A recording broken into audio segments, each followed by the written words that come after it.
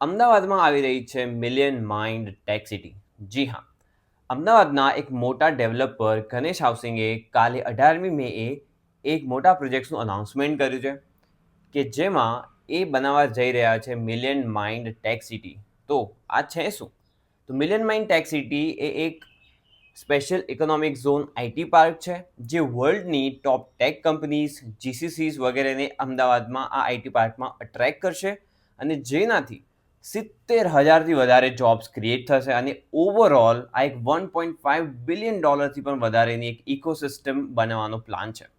આ project Ahmedabad gift city Gandhinagar business કોરિડોરનો એક ભાગ છે અને આ પ્રોજેક્ટ્સથી અમદાવાદના જે ટેક એમ્બિશન્સ છે એને એક વેગ મળશે.